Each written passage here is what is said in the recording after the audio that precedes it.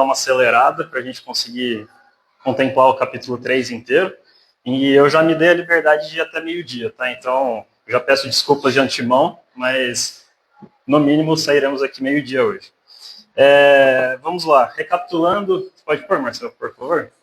A gente tem visto, passamos pela criação, falamos sobre a formação do homem, e agora, a gente parou aí, né? Então, no nosso último estudo, a gente viu como Deus, desde o começo, ele se apresenta como Elohim, né? O Deus soberano, criador, mas a partir da criação do homem, ele tem um relacionamento especial com o homem, e ele se trata com o homem como Yahvé Elohim, né? Então, Senhor Deus, não apenas mais tratado como Deus, mas Senhor Deus.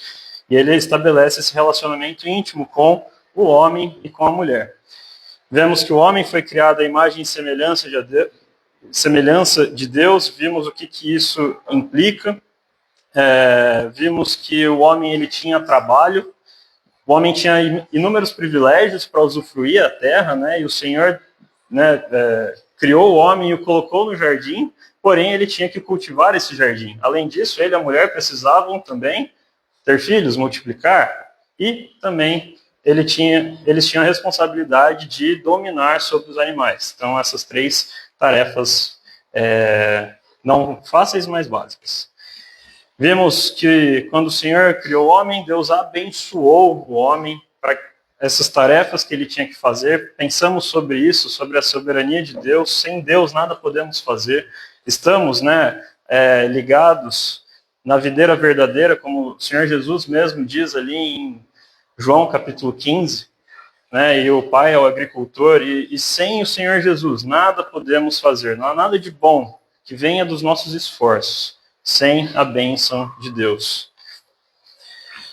E aí a gente viu que Deus fez uma aliança com o homem, Deus tinha todo o direito de fazer isso, assim como continua tendo, Deus manda no jogo, né? Deus manda no relacionamento, ele que estipula quais são as regras e o que deveria acontecer para que esse relacionamento entre o homem e Deus funcionasse bem e a aliança então permanecesse. E aí nos versículos 15, 16 e 17 do capítulo 2, poderás comer livremente de toda a árvore do jardim, exceto a da árvore do conhecimento do bem e do mal, porque no dia em que dela comerdes, certamente morrerás. E a gente viu esse princípio. A obediência traz bênçãos e a desobediência traz juízo. E aí a gente pensou um pouco sobre quem é o Senhor da nossa vida.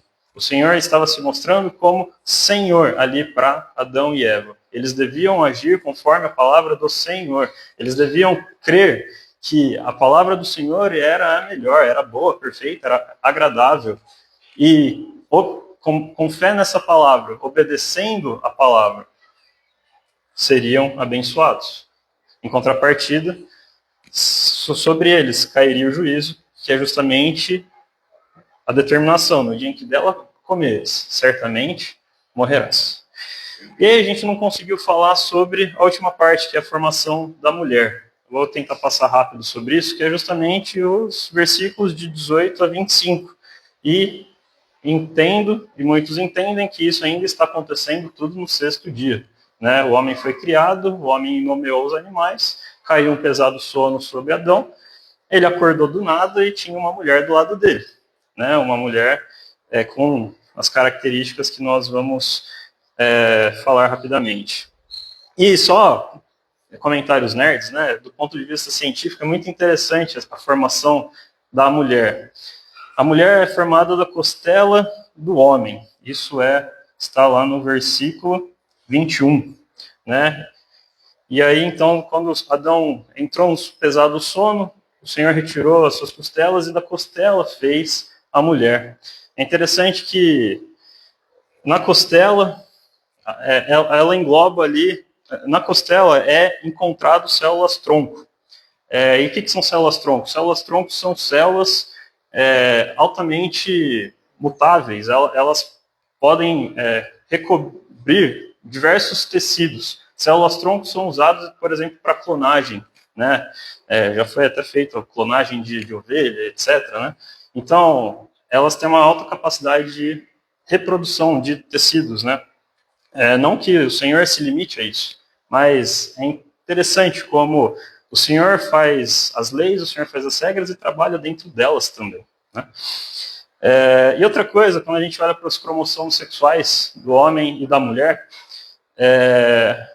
a gente aprende que o homem ele possui 2 cromossomos distintos, né? O X e o Y. E a mulher ela possui X e X, né? E quando o Senhor, portanto, criou a mulher, de fato ele formou ela do homem, ele não criou nada ali específico que fosse criado do zero, né? Mas os cromossomos eles já existiam, ele apenas tirou o Y e colocou mais um X, né? Então, enfim, coisas interessantes para se pensar. E o Senhor faz um procedimento cirúrgico, né? Dá uma anestesia geral em Adão, remove a costela, faz uma cirurgia plástica, preenche com carne, fecha o local. Tudo faz sentido, né? Não tem nada de absurdo nisso tudo.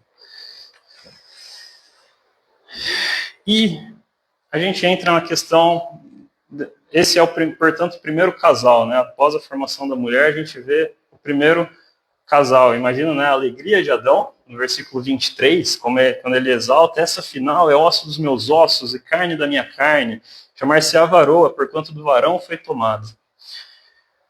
E aí a gente vê a instituição divina do casamento. Muitos tentam alegar que o casamento é algo cultural e etc., mas na verdade é algo instituído por Deus. E aqui a gente vê o primeiro casamento, né? Versículo 24, por isso deixa o homem pai e mãe, se une à sua mulher, tornando-se os dois uma só carne. Tem um irmão que escreveu uma vez, ela, a mulher, não foi feita da cabeça para governar sobre ele, nem dos pés para ser pisado por ele, mas da sua costela, para ser igual a ele, sob seu braço, para ser protegida por ele, perto de seu coração, para ser amada por ele. Bonito, né? Maridos podem falar isso para suas esposas um dia. E com o primeiro casamento, né, a gente aprende que alguns pontos básicos sobre com o casamento, né, em si. Primeiro, o casamento ele se dá entre um homem e uma mulher, e ponto final. É isso o que Deus estipula para a sua criação, para o homem e para a mulher. Se dá entre um homem e uma mulher. Tudo que foge à regra está errado. O casamento, né, propõe ao homem e à mulher uma companhia adequada, alguém igual, né? O Senhor não criou um outro animal para ser a companheira idônea de Adão. Pelo contrário, fez alguém que fosse igual a ele, né? Uma mesma espécie, alguém que atendesse, que pudesse compreendê-lo. Assim como o homem é a imagem e semelhança de Deus. E a gente falou sobre como o homem tem juízo moral, o homem ele tem raciocínio, o homem tem capacidade de entender a sua própria existência, o homem tem capacidade de avaliar as suas atitudes. A mulher também precisa de toda essa capacidade para compreender o homem e ajudar o homem, né? Então é isso que o casamento oferece, e vice-versa, né? O homem também precisa compreender a mulher, ajudar a mulher nas suas questões. Não vou falar muito disso, porque o Adriano já gastou muito tempo falando sobre casamento também, né? Mas é só pontos para a gente ressaltar. Deus estipula que o casamento é um ambiente para desfrute do sexo, né? E para geração de filhos. Ele estipula isso para o casal formado. Quando a gente olha para quando Deus os abençoou, né? Sede fecundos e multiplicai-vos. Ele está falando isso para um casal, né? Eu vou usar essa palavra, casal casado, porque na Bíblia só existe esse exemplo de casal, a sociedade moderna que criou casais não casados. Para Deus, todo casal é casado. E ilustra, né, o grande o relacionamento íntimo, né, e misterioso, amoroso entre Cristo e a sua igreja, como a gente vê lá em Efésios 5, 22 a 33. É mencionado, de fato, como um grande mistério que foi nos revelado com o passar dos anos, mais especificamente após Atos 2. Né? Mas que a gente já vê uma sombra, desde a primeira semana de existência da criação, a gente já tem essa sombra desse relacionamento entre Cristo e a igreja. E aí, nós acabamos os 6 dias de criação. Quais eram as condições gerais no jardim? Primeiro, vemos um homem e mulher, né? O homem era perfeito física, mental e moralmente, né? Em todos os seus aspectos, o homem era perfeito. Não havia pecado, né? O homem, ele não conhecia o pecado, não tinha os efeitos do pecado, ele nunca havia praticado algo que fosse contra a voz e a palavra de Deus. A gente vê que há uma comunicação e uma comunhão total com Deus, sem intermediário. A gente vai ver isso no capítulo 3, quando o Senhor vai até Adão. Então, e pergunta, Adão, onde estás? Né? Adão tinha se escondido. Então, a gente vê que era comum esse contato do homem e da mulher com Deus, né? Um relacionamento sem intermediário algum, simplesmente podendo falar e ouvir ao mesmo tempo, né? Havia paz na criação, né? E Adão dominava, o homem dominava sobre a criação e tinha poder e autoridade sobre a criação, como o verdadeiro corregente de Deus aqui na Terra. O trabalho era recompensador, né? Ele tinha trabalho, mas o trabalho produzia de acordo com o que ele se esforçava, né? E não era frustrante, não era enfadonho, não era um fardo.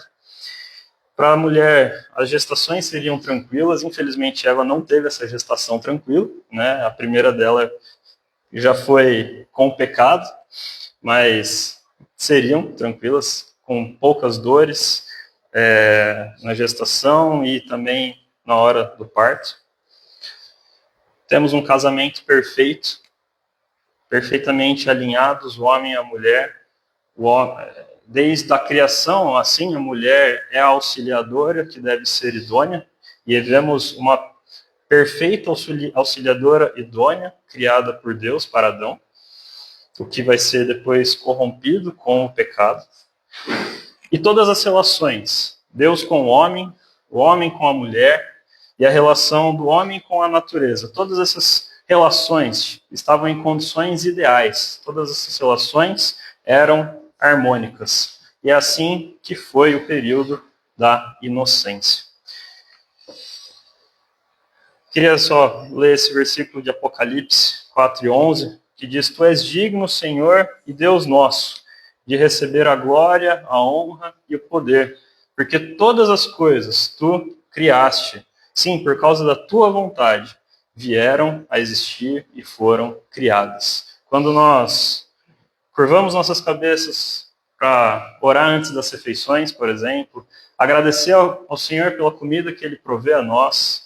Quando nós vemos o sol e agora, por exemplo, a chuva que cai sobre nós, que nos são oferecidas sem custo algum, não pagamos nada por isso. Quando nós vemos o desenrolar das estações, se bem que no Brasil é meio que verão o ano inteiro, né? Mas as estações existem, as estações são necessárias para os ciclos biológicos da natureza, da vegetação.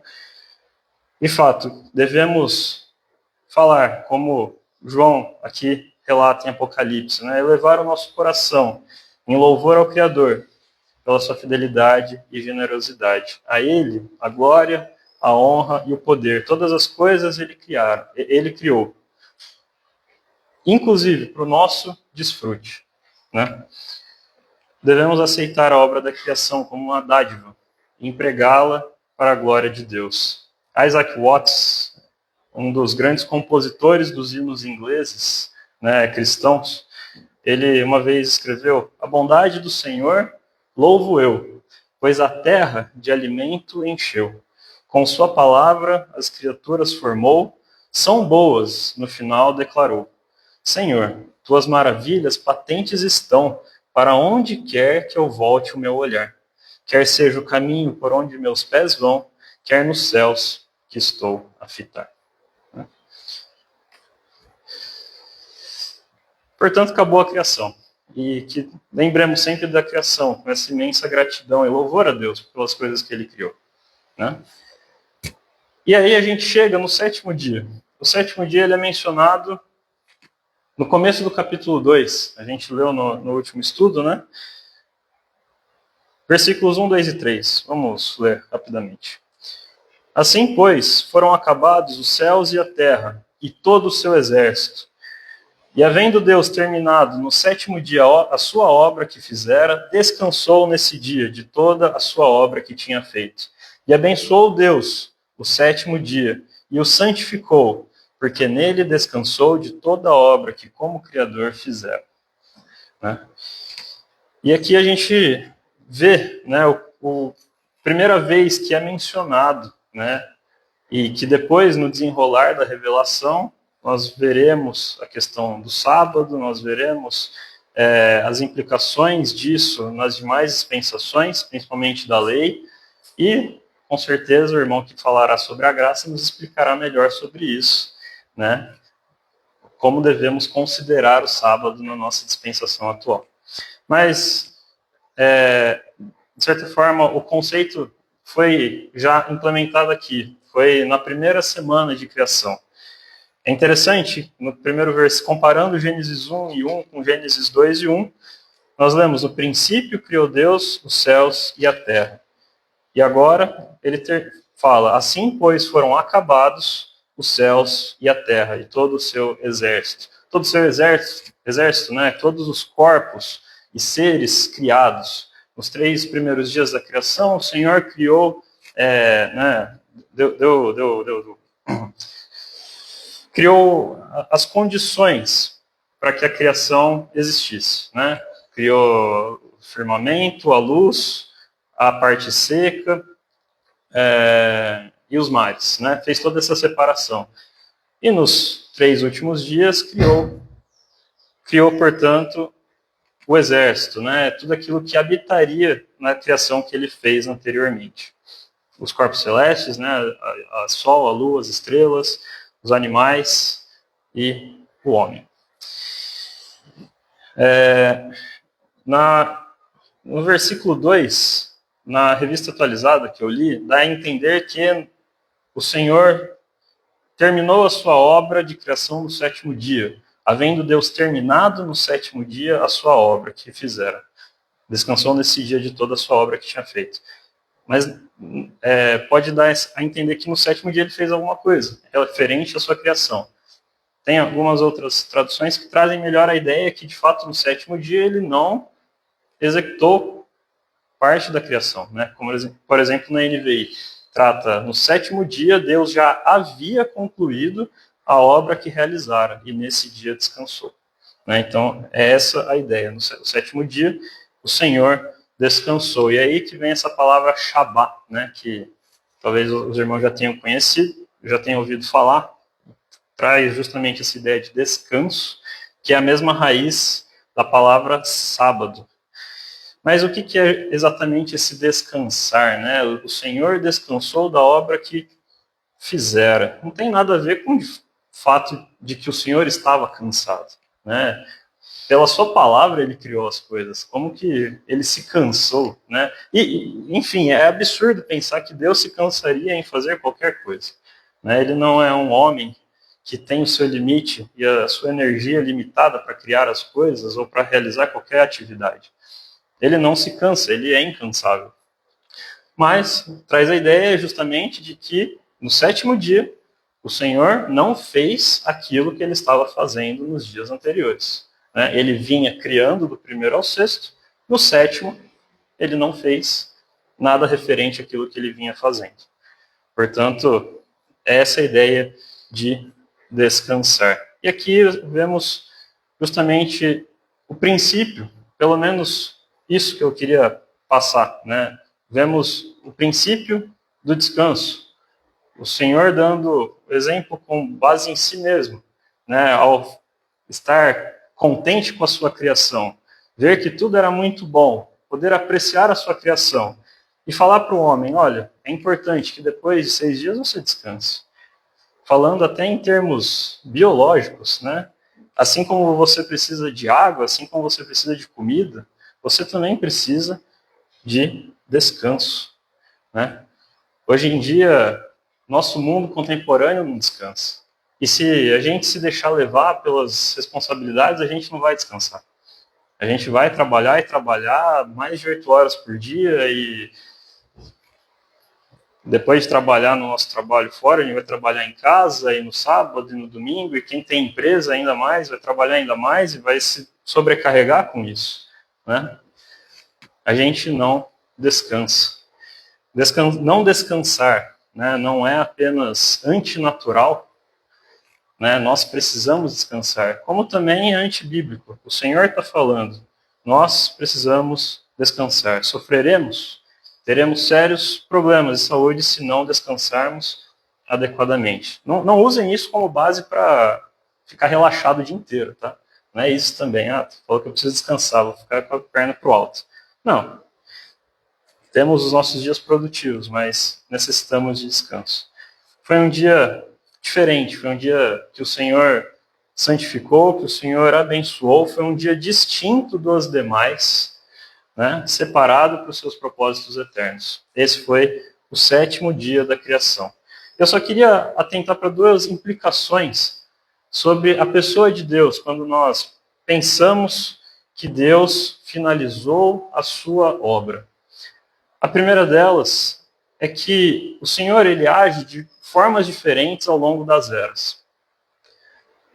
O Senhor ele começou, o Senhor criou e o Senhor terminou.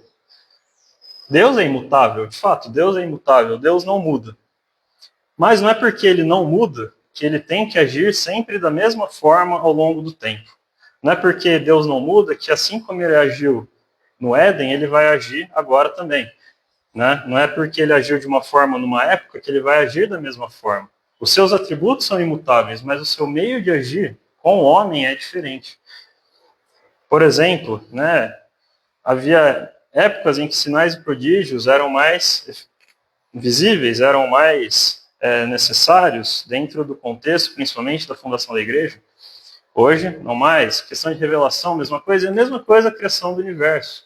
Né? O Senhor criou tudo por completo e ele não está continuando a sua criação. A criação foi completada no 6º dia. E esse é o segundo ponto, né? Ele já concluiu a sua criação. Não tem nada de novo para ele criar. Tudo o que existe hoje, o universo, os seres criados são os mesmos que existiam lá no 6º dia da criação.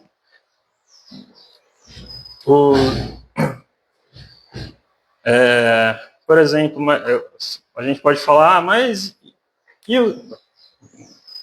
retroceder? Tudo que existe, tudo que foi criado até o 6º dia é o que temos hoje. Por exemplo, todas as leis da natureza. Né? As leis foram criadas até o 6º dia. Novas leis não são criadas. A lei da gravidade não mudou de lá para cá. As leis da termodinâmica, as leis, enfim, físico-químicas, elas não mudam. Ah, mas e os milagres que foram realizados ao longo dos anos? E a transformação de água em vinho? E a divisão do Mar Vermelho para o povo sair do Egito? Né? E a cura de cegos, leprosos?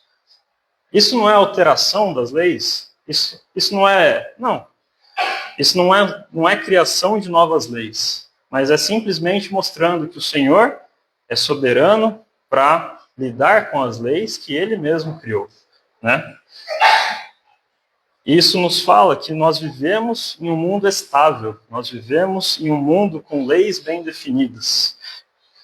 E temos tranquilidade dentro dessas leis. E louvado seja o Senhor por termos essa tranquilidade. Já pensou se a cada dia que passa a gravidade fosse para um lado diferente? Não haveria prédio e construção que se manteria de pé. Né? Enfim, é a primeira vez que o sábado é mencionado, instituído antes da queda. Né? Nesse momento, não há muito o que falar sobre o que isso significa. Eu acho que a gente vai ver melhor nas demais dispensações. Principalmente quando instituído na lei mosaica, e depois como devemos lidar com ele na dispensação da graça. E a gente entra no capítulo 3, queda do homem. Abriram-se então os olhos de ambos, e percebendo que estavam nus, coseram folhas de figueira e fizeram cintas para si. E aí então finaliza a inocência. Vamos ler capítulo 3 de Gênesis. Muito mais vale ler do que falar alguma coisa. Mas a serpente, mais sagaz que todos os animais selváticos que o Senhor Deus tinha feito, disse à mulher: é assim que Deus disse: não comereis de toda a árvore do jardim? Respondeu-lhe a mulher: do fruto de árvores do jardim podemos comer, mas do fruto da árvore que está no meio do jardim, disse Deus: dele não comereis, nem tocareis nele, para que não morrais. Então a serpente disse à mulher: é certo que não morrereis, porque Deus sabe que no dia em que dele comerdes, se vos abrirão os olhos, e como Deus sereis conhecedores do bem e do mal. Bom, só até aqui, vamos por partes. Primeiro de tudo, nós vemos a aparição de uma serpente. E a gente pode tratar com diversos textos afirmando, né, de quem é essa serpente. Quando a gente pega a Bíblia para ler a princípio, né, se alguém for começar por Gênesis 1, uma serpente falante do nada aparece, né? Quem que é essa serpente? E tem versículos que atestam para isso, né? Apocalipse 12:9, foi expulso o grande dragão, a antiga serpente que se chama Diabo e Satanás, o sedutor de todo mundo. Sim, foi atirado para a terra e com ele os seus anjos. E a Bíblia pode ter algumas metáforas, mas essa não é definitivamente uma delas. O engano de Eva, da mulher pela serpente, é de fato algo real, algo que aconteceu, não é algo para querer dizer alguma coisa. Não, aconteceu isso, é um fato histórico. O próprio Paulo, aos Coríntios, ele usa desse argumento no seu ensino, né? Mas receio que assim como a serpente enganou a Eva com a sua astúcia, assim também seja corrompida a vossa mente, se a parte da simplicidade e pureza devidas a Cristo. Se isso não fosse verdade, Paulo não usaria isso como base do seu ensino, né? Não faria sentido. Né? E tem algumas outras questões, né? A mula de Balaão, né? Lá quando lemos em Números 22, se não me engano, né? Depois em 2 Pedro 2,16, Pedro se refere a esse fato também, né? Não é uma metáfora, mas é um fato verdadeiro. E como o diabo também é tratado na Bíblia. É importante a gente ver isso. João 8,44, o próprio Senhor Jesus diz: vós sois o diabo, que é vosso pai, e quereis satisfazer-lhe os seus desejos. Ele, o diabo, foi homicida desde o princípio, e jamais se firmou na verdade, porque nele não há verdade. Quando ele profere mentira, fala do que lhe é próprio, porque é mentiroso e pai da mentira.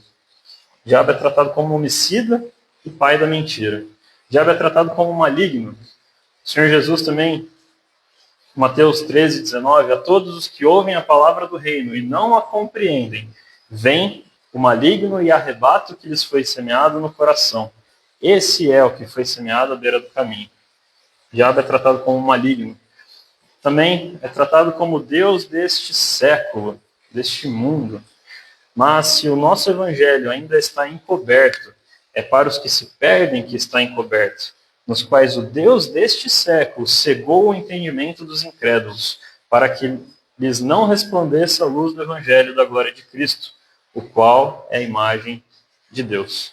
Em resumo, Satanás não é um frouxo, Satanás não é bobo, Satanás não é desprovido de inteligência, muito pelo contrário.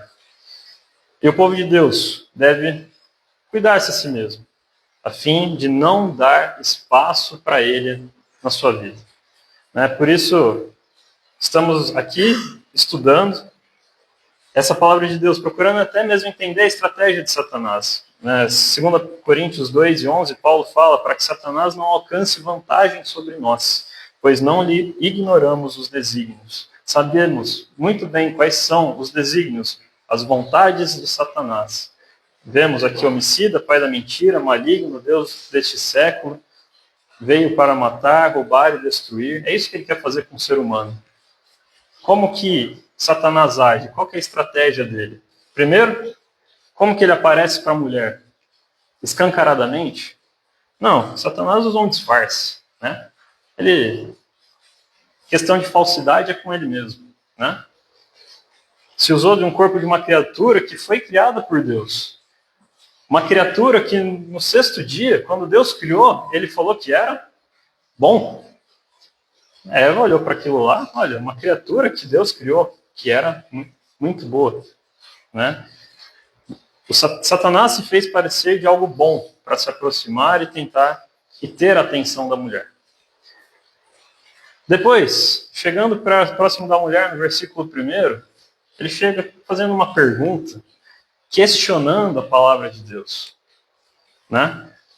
Não comer. É assim que Deus disse?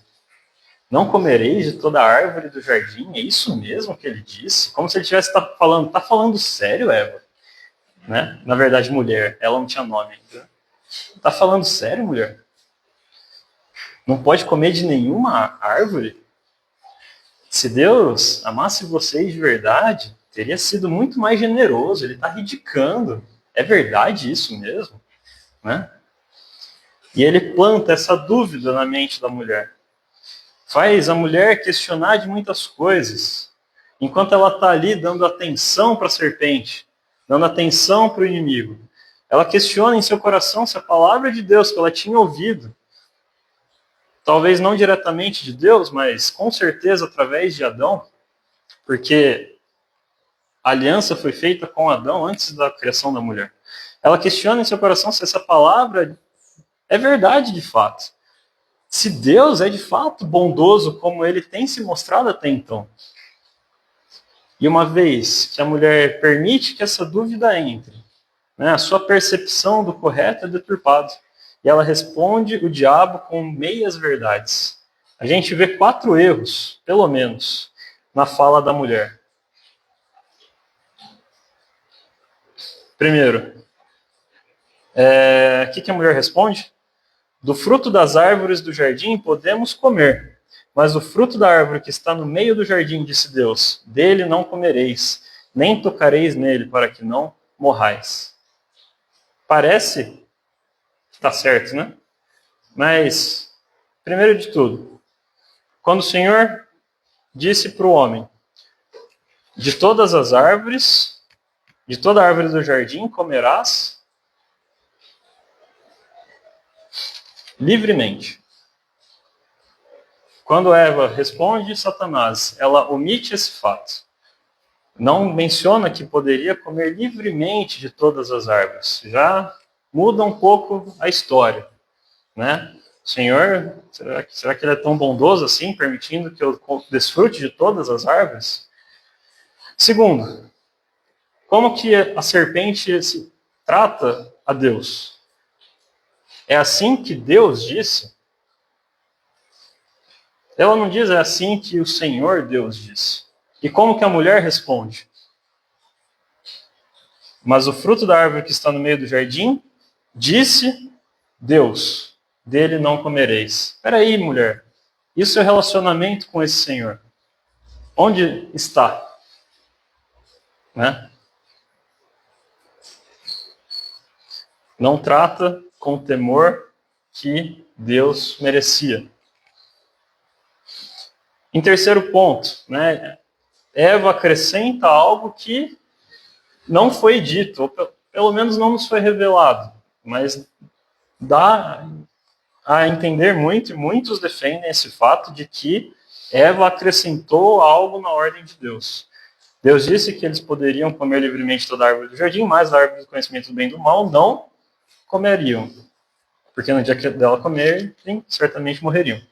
Mas ela diz, dele não comereis, nem tocareis nele. Deus disse para não tocar? Não. Eva está acrescentando, alterando a ordem do Senhor.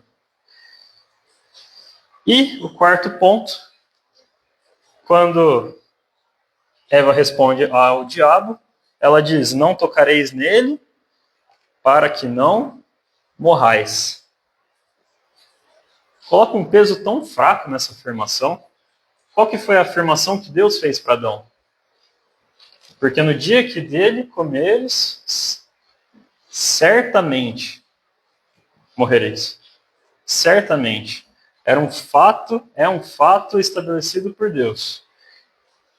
Mas a dúvida, toda essa situação em que ela deixou ser enredada pelo diabo, fez com que ela deturpasse e não cresce fielmente naquilo que Deus tinha falado para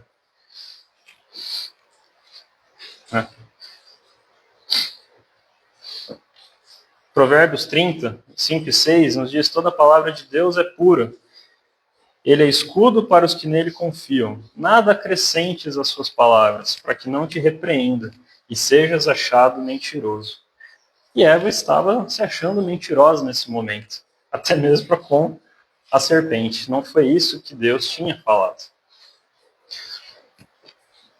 Satanás usou um disfarce, questionou a palavra de Deus, colocando toda essa dúvida na mente da mulher, e por fim, dando um checkmate na mente da mulher, ele negou explicitamente a palavra de Deus. No versículo 4, é certo que não morrereis, porque Deus sabe que no dia em que dele comerdes, vos abrirão os olhos, e como Deus sereis conhecedores do bem e do mal.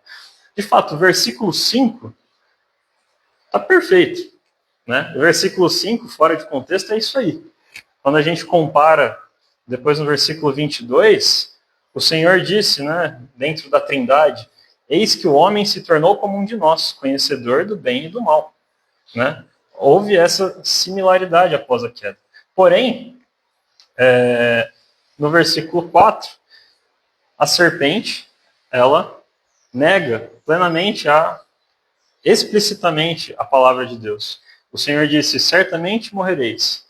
E a serpente agora diz, é certo que não morrereis. A mulher já estava em dúvida sobre a bondade, sobre a sinceridade de Deus.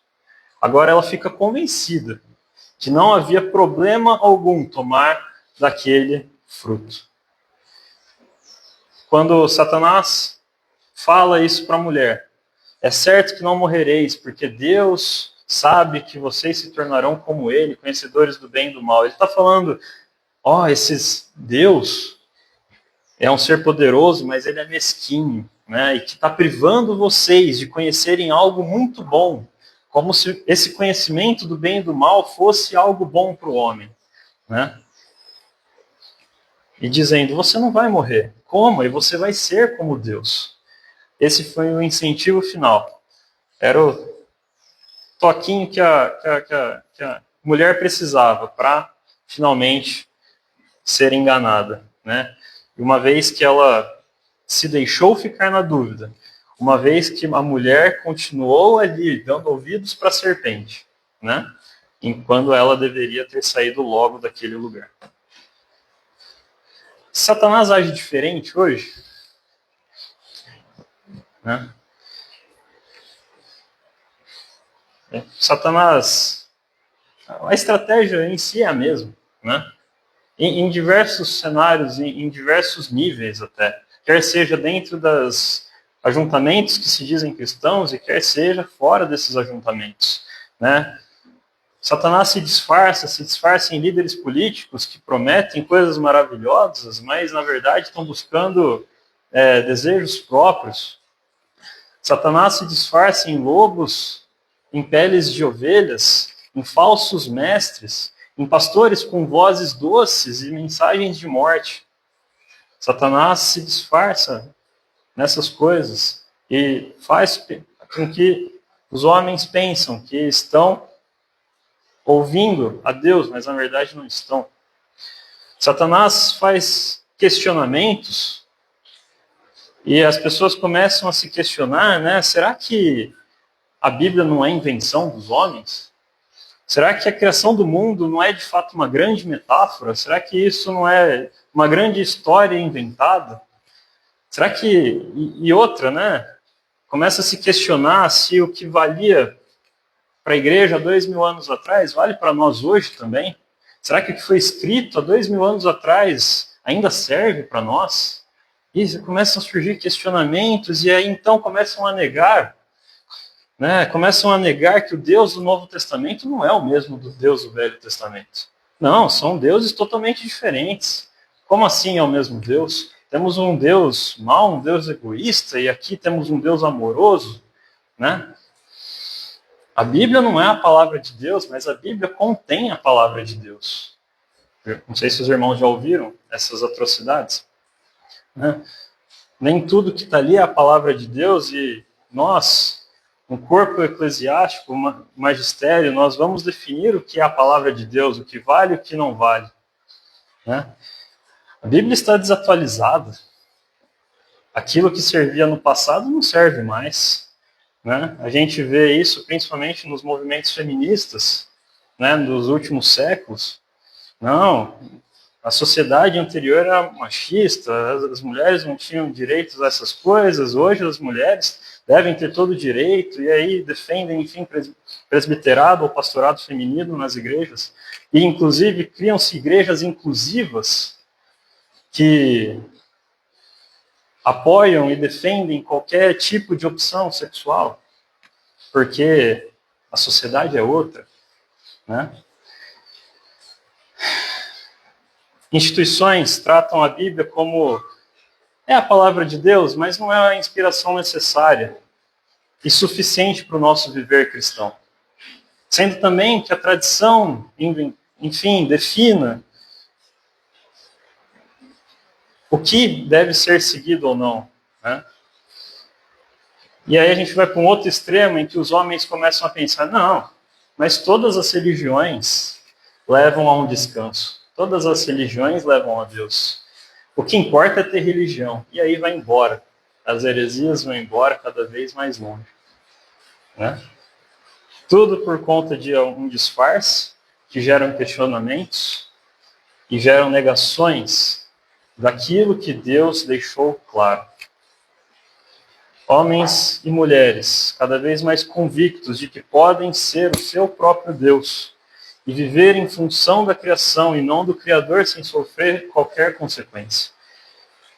E assim, os homens são cada vez mais enredados pelas mentiras do seu próprio mestre. Quem é o seu mestre? É o pai da mentira, o Deus deste século, homicida, o maligno, tendo por fim a sua própria destruição. E aí, uma vez que Satanás consegue essa atenção da mulher, consegue fazê-la entrar em toda essa dúvida, em todo esse conflito, ela de fato dá voz, confirma, né? E escolhe a quem acatar, escolhe a orientação que vai acatar. E no versículo 6 e 7, nós vemos por fim a sua desobediência. Versículo 6, vendo a mulher que a árvore era boa para se comer, agradável aos olhos e árvore desejável para dar entendimento, tomou-lhe do fruto e comeu, e deu também ao marido, e ele comeu. Abriram-se então os olhos de ambos, e percebendo que estavam nus, coseram folhas de figueira e fizeram cintas para si. Nós vemos, portanto, nesses versículos a desobediência de Adão e o engano de Eva, quando Paulo dá orientações para Timóteo sobre o proceder na igreja, inclusive falando do ensino, né, dedicado, exclusivo dos homens, em relação ao pastorado também, né, ao presbiterato,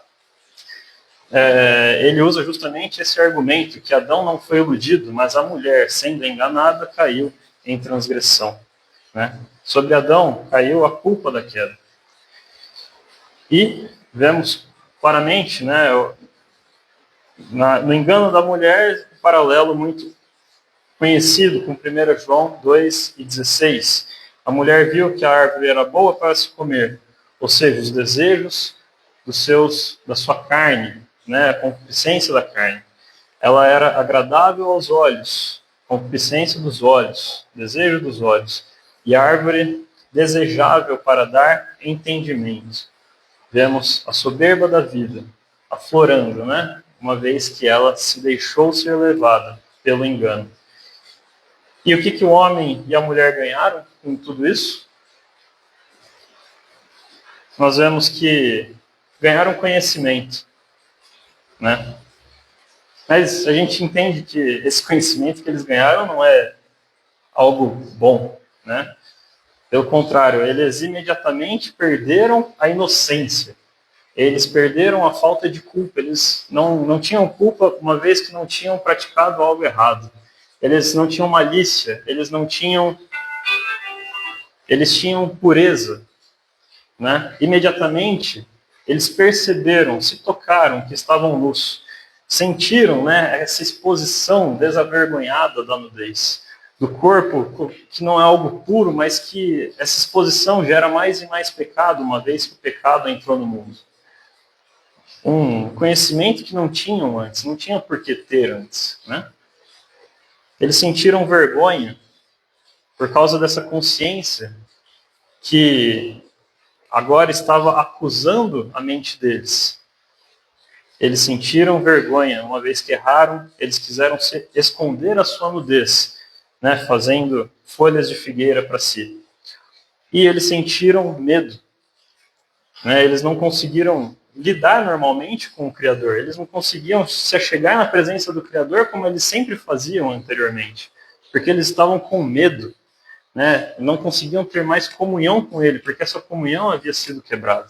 Pelo medo, eles quiseram se esconder de Deus. Por mais impossível que isso fosse. Né? E eu acho que ficaremos por aqui. Né? Pode demorar um tempo a mais. Bom, o raciocínio foi cortado no meio. Eu acho que numa próxima oportunidade a gente completa essa dispensação. Talvez no meio da semana eu possa ver de gravar o resto da mensagem e eu disponibilizo para os irmãos, pode ser uma possibilidade também, tá bom? Se alguém tiver algum comentário, alguma coisa, algum ponto, a colocação a se fazer, pode ficar à vontade.